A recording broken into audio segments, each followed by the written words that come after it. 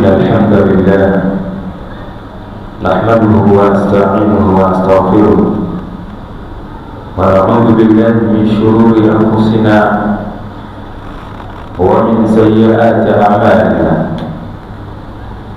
من يهده الله فلا مضل له ومن يضلل فلا هادي له. أشهد أن لا إله إلا الله وحده لا شريك له وأشهد أن محمدا عبده ورسوله صلوات الله وسلامه عليه وعلى آله وأصحابه وسلم.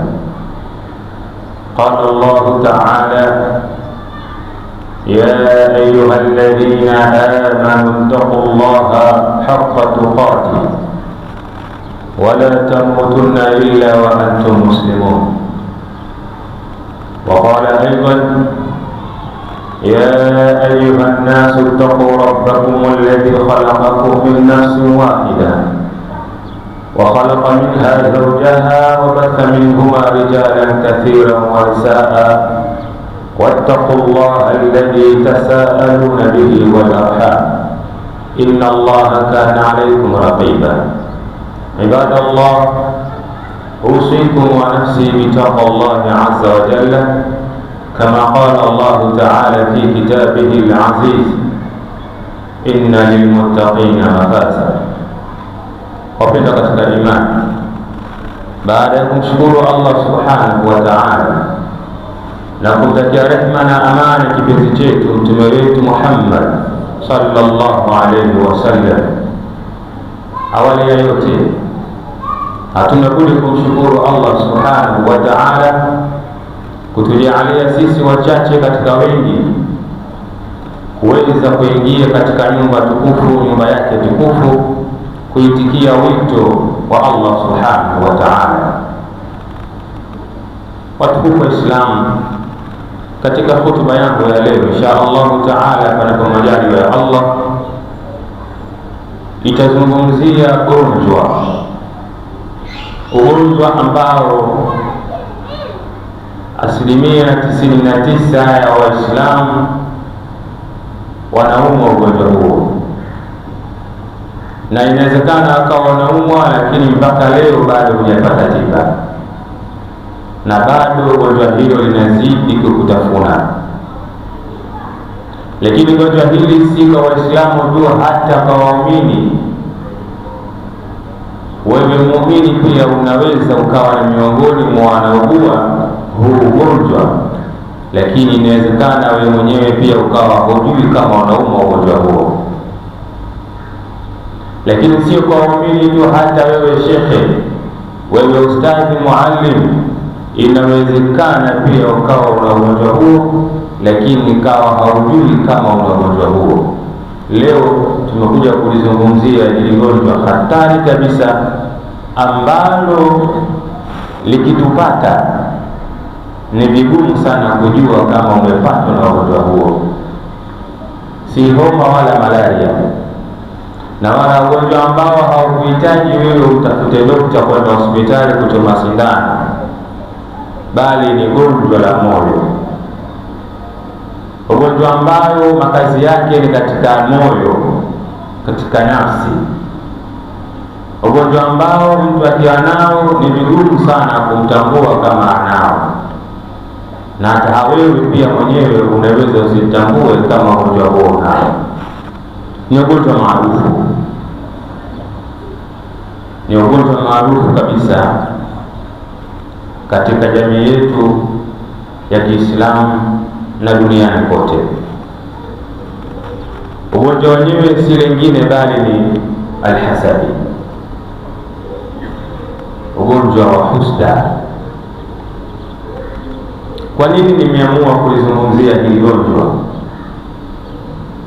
Kwa sababu tunaona katika jamii zetu zinazotuzunguka, jamii zetu za Kiislamu, jamii za Kitanzania, namna gani ambavyo zinavyoharibika au zinavyoharibiwa kwa sababu ya magonjwa au kwa sababu ya gonjwa hili la hasadi. Lakini pia familia zetu zingine zimeshaharibiwa ni kwa sababu ya gonjwa hili la hasadi. Kwa maana fupi, mtu anayeumwa gonjwa la hasadi, unaweza ukawa unalala naye nyumba moja, unakula naye sahani moja, lakini nafsi yake au katika moyo wake ana gonjwa la hasadi.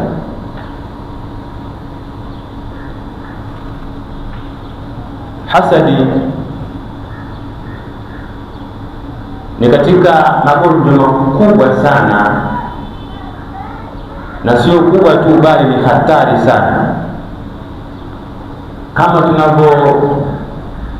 tunavyojua katika magonjwa hatari hivi sasa duniani ambalo linaogopwa na linasemekana kwamba halina tiba endapo litampata mtu, ni ugonjwa wa ukimwi. Na mtu anayeumwa ugonjwa huo wa ukimwi inafikia tu mpaka kutengwa na familia, na sio familia tu, na hata jamii pia huwa inamtenga, wakiamini kwamba kuna uwezekano mkubwa sana na wao kuambukizwa ugonjwa huu. Lakini hili gonjwa la hasadi linaweza likamwambukiza mtu, lakini haliwezi kuambukiza kwa kukaa karibu na mtu mwenye gonjwa hili.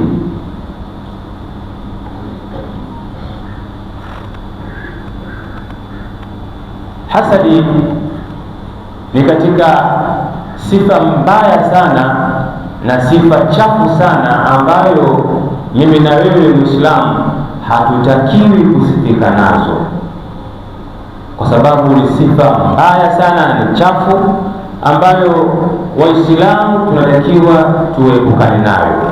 Lakini sio sifa tu, huwa amradhul qalbiyya, na ni katika maradhi ya moyo, maradhi ya nyoyo. Likiwa ni gonjwa la moyo, maana yake huwezi ukamtambua aliathirika na gonjwa hili kwa macho tu ya kawaida.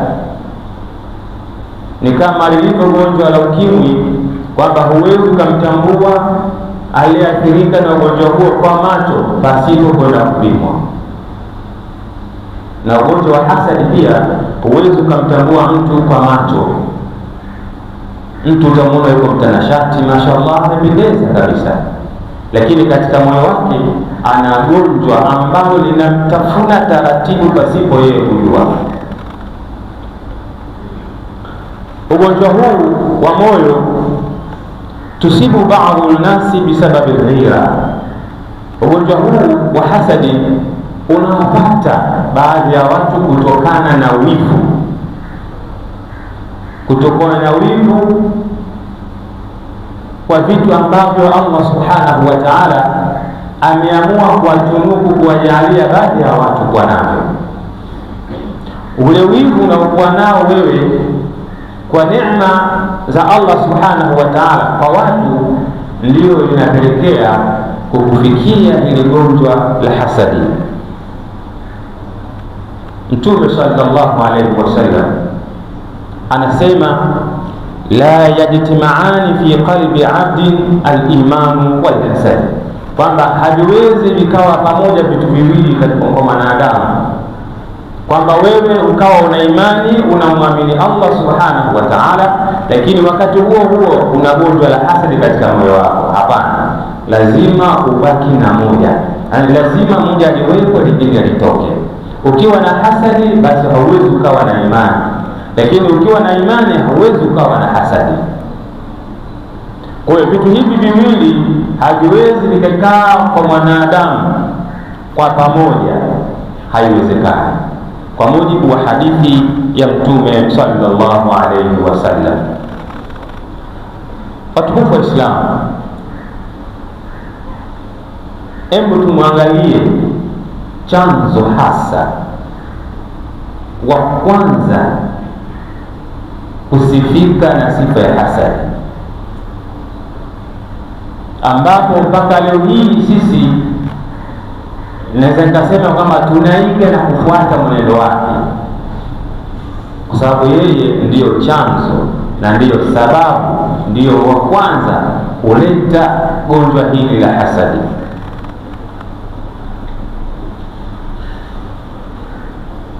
Wa kwanza kuleta hasadi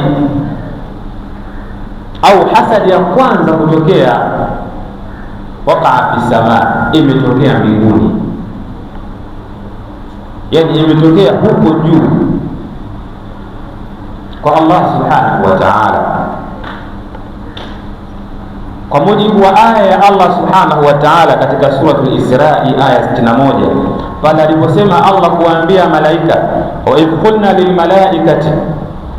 qulna lilmalaikati isjudu li adama fasajadu illa iblisa qala aasjuda liman khalaqta tina.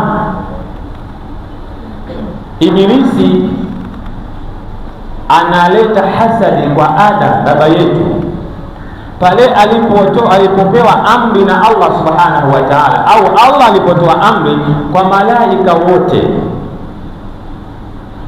Tufahamu kwamba Ibilisi sio malaika, bali alikuwa pamoja na malaika kabla ya kuasi, kabla ya kwenda kinyume na amri ya Allah, alikuwa pamoja na malaika. Na ndio maana Allah akasema, wa idh qulna lil malaika, tuliposema kuambia malaika msujudieni Adam, fasajadu illa iblisa, wakasujudu malaika wote isipokuwa Ibilisi peke yake. Kwa maana yeye akajitoa kuwa miongoni mwa watakaoweka paji lake la uso chini kumuadhimisha Adamu alayhi salam. Baada ya kukataa akasema aasjudu liman khalaqta tina, hivi nimsujudie mimi mtu uliyemuumba kwa udongo? Hii ni dharau kabisa, haiwezekani. Yani moto umsujudie udongo. Akaleta dharau, akaleta husda kwa baba yetu Adam alayhi salam, baada ya Allah subhanahu wa ta'ala kutoa amri ya malaika wote waweze kumsujudia baba yetu Adam alayhi salam. Hii au hapa ndiyo sababu ya kuanza kwa hasadi, wivu. Kwa nini Adamu asujudiwe ili hali ameumbwa kwa udongo? Mimi nimeumbwa kwa moto, kwa nini nisisujudiwe mimi, wakati mimi ndio ninaonekana ni mkali zaidi, ndio mwenye madhara kuliko huu udongo ambao kukauka kwake muda mwingine unahitaji moto? Akaanza kuleta hasadi, na hii ndio chimbuko la hasadi pale Ibilisi alipokataa kutekeleza amri ya Allah subhanahu wa ta'ala. Hapa Ibilisi alionyesha dhahiri kabisa hasadi yake kwa baba yetu Adam alayhi salam bila shida yoyote, na wala hakuogopa. Sasa baada ya kuona chanzo cha hasadi kwamba ni mbinguni, je, na hapa duniani ulimwenguni hasadi ya kwanza ilifanywa kipindi gani? Ilifanywa na nani? Na ndio mpaka leo na sisi tunafuata njia hizo. Hasadi ya kwanza kutokea hapa duniani ulimwenguni ni ile hasadi iliyofanywa na mmoja ya mtoto wa baba yetu Adam alayhi salam, majina maarufu Qabil na Habil. Alileta hasadi kwa ndugu yake. Hebu fikiria, analeta hasadi, wivu kwa nduguye wa baba mmoja na mama mmoja. Kwa hiyo kwa maana nyingine, hata wewe pia ndugu yako wa tumbo moja, kwa neema ambayo Allah amekujalia kuwa nayo, anaweza akakufanyia hasadi. Kama vipi? Kama aliweza huyu mtoto wa Adam alayhi salam kumfanyia hasadi, wivu nduguye, pale ilipotokea sadaka ya ndogo kuchukuliwa na Allah subhanahu wa ta'ala, kukubaliwa na Allah subhanahu wa ta'ala, ya kwake yeye kukataliwa, akaona haiwezekani hata kidogo. Na huo wivu na hii hasadi aliyokuwa nayo ndiyo iliyopelekea ya yeye mkubwa kuweza kumuua mdogo wake. Ni kwa sababu ya wivu, kwa sababu ya husda. Amemuua nduguye, akaanza kujuta na kupata hasara, na ndiyo mwanzo wa hasadi kufanyika ulimwenguni. Lakini pia na ndiyo mauaji ya kwanza kufanyika ulimwenguni. Amemuua ndugu yake, alafu hajui atamuhifadhi vipi, atafanya nini. Allah subhanahu wa ta'ala akatuma viumbe kunguru, wakaja mpaka pale mbele yake, wakapigana mpaka mmoja akamuua mwenzake. Alipomuua mwenzake, akachimba shimo na kumfukia, akaondoka zake. Na yeye mkubwa ndio akapata akili sasa ya namna ya kumhifadhi ndugu yake. Kwa hiyo hasadi, wivu, unaweza ukapelekea madhara ya kupoteza maisha ya watu au ya mtu. Watukufu wa Islam, kama nilivyosema hapo awali kwamba hasadi ni gonjwa ambalo wewe mwenyewe binafsi unaweza usijue kama unalo, na unaweza ukawa nalo au ukajihisi kwamba upo kawaida, kwa sababu hauhisi kama kichwa kinakuuma, hauhisi tumbo kuuma, unajihisi uko sawa kabisa. Lakini ndani ya moyo wako una gonjwa la hasadi ambalo linakutafuna taratibu pasipo wewe kujua. Inawezekana wakawa hujui maana ya hasadi. Hasadi ni kutamani neema ya nduguyo aliyokuwa nayo, ambayo Allah subhanahu wa ta'ala amemtunuku, ukaitamani ile neema ya ndugu yako imuondoke, ipotee kabisa. Kama ni mali, basi afilisika kabisa, awe omba. Kama ni mfanya biashara yake ife. Kama ni mfanya kazi, basi afukuzwe kazi kabisa. Kama ana kazi anafanya, aondoke kabisa. Na kama ikiwezekana na mji ahame, afilisike kabisa. Alafu ile neema ikujie kwako wewe. Hii ni roho mbaya. Hii ni roho mbaya ambayo Waislamu tunazo, na hata wasiokuwa Waislamu pia wanazo. Kutamani neema aliyokuwa nayo ndugu yako imeondoke, na wengine mpaka dua anaomba ili tu ndugu yake afilisike, aondoke pale, amuone akidhalilika mitaani, kwake yeye ndio furaha. Huyu ashaathirika tayari kwa hasadi, yaani huyu tayari. Na Mtume sallallahu alaihi wasallam anasema hasadi inakula mema yako kama vile kuni inavyokula, kama vile moto inavyokula kuni. Yaani kila unapochochea kuni yako katika moto, inavyoisha mpaka unaweka kipisi mule moto, kile kipisi chote kinavyopotea, basi na thawabu zako, mema yako uliyofanya yanapotea, yanateketea, endapo ukiwa na gonjwa hilo la hasadi katika moyo wako. Sasa jiangalie, jichunguze wewe ndugu yangu, katika moyo wako hauna chembe hata kidogo ya hasadi? Hivi je, hujawahi kutamani vitu vya watu vipotee, viondoke? Hivi hujawahi kutamani nafasi aliyokuwa nayo ndugu yako pale ateremke, aporomoke kabisa, aondoke? Mpaka wengine wanafikia hatua kutamani ndugu yake wa damu moja au ndugu wake Muislamu mwenzake atamani afe kabisa na kuondoka. Je, wewe hii hauna chembe? Hili ni gonjwa hatari sana ambalo kuonekana kwa macho si rahisi, lakini Waislamu wengi tunaumwa ugonjwa huu, na hata ukienda hospitali kupimwa hauwezi kuonekana. Hata utumie vipimo gani huwezi kuviona, lakini tunalo ndani za mioyo yetu, tunateketea ndani kwa ndani pasipo sisi kujua. Aqulu qawli hadha wastaghfirullah li wa lakum fastaghfiruhu innahu huwal ghafurur rahim wa huwa barrul karim. Alhamdulillah wassalatu wassalamu ala rasulillah sallallahu alayhi wasallam wa ba'd. Tukiwa tunaendelea na mwendelezo wetu wa hotuba yetu ya kuzungumzia hili gonjwa baya na chafu ambalo Muislamu, mimi na wewe, hatupaswi kusifika nalo, hatupaswi kuumwa ugonjwa huu. Nina imani kabisa ndugu zangu, tukitoka hapa kuanzia leo tutaenda kusafisha mioyo yetu, tuwe na mioyo safi kabisa. Ukimwona Muislamu mwenzako, basi umemuona ndugu yako. Shida ya Muislamu mwenzako iwe ni shida yako. Nina imani hiyo.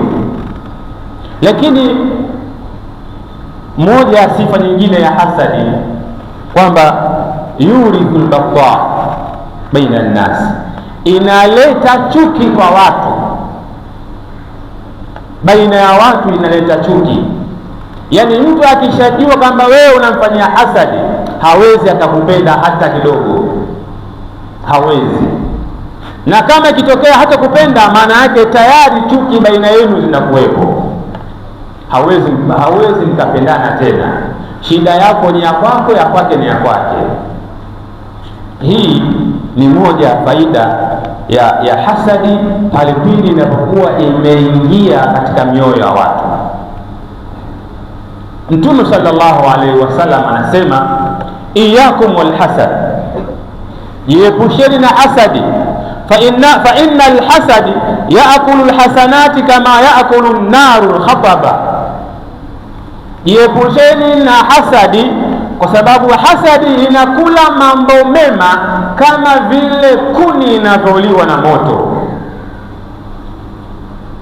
Kwa hiyo ukiwa na hasadi, kama nilivyosema hapo awali, mema yako yote uliokuwa nayo yanateketea. Unakuja siku unashangaa, unaambiwa huna mema hata moja. Kumbe ni kwa sababu ya gonjwa la hasadi ulilokuwa nalo katika nafsi yako, unawafanyia Waislamu wenzako. Waislamu, sababu mbili za mtu kuwa na hasadi. Nitataja mbili tu za mtu ambazo anaweza akawa na hasadi. Sababu ya kwanza, al-adawatu wal baghdha, ni mtu kuwa na uadui na mtu na kuchukiana. Unapokuwa na uadui na ndugu yako au unapomchukia mtu, basi ni moja ya sababu ambayo inaweza ikakukumba wewe gonjwa hili la hasadi katika moyo wako. Kwa nini fulani? Kwa nini yuko vile? Kwa nini anavaa vile? Kwa nini anatembea vile? Kwa nini anacho hiki? Unachukia katika nafsi yako, katika moyo wako. Alafu uone sasa unaumia wewe na hasadi yako, lakini unayefanyia hasadi habari hana. Wewe ndio unahangaika mchana haulali, unahangaika kumfuatilia mtu, yeye habari hana na endelea maisha yake. Kwa hiyo moja sababu ya kuwa na hasadi ni hiyo, watu kuchukiana, uadui baina yetu tunakuwa nao Waislamu kwa Waislamu. Muislamu anamfanyia uadui Muislamu mwenzake, yuko radhi kabisa hata kufanya kitu kibaya sana kwa ndugu yake. Vikao vinakaliwa bebeni huko, wanamjadili fulani, kwa nini yuko pale, kwa nini anafanya vile, kwa nini huyu hivi. Ni Muislamu na aliokaa nao pia ni Waislamu.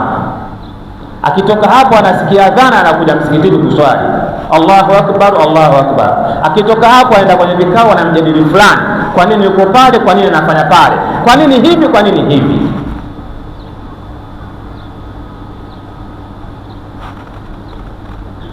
Sababu ya pili, hubu riyasa, watu kupenda uongozi, watu kupenda heshima, watu kupenda hadhi baina ya watu, kwamba mtu anapenda nafasi ya uongozi, anaona yuko tayari kufanya lolote kufanya lolote ili tu aweze kukaa nafasi ile aliyokaa ndugu yake Muislamu.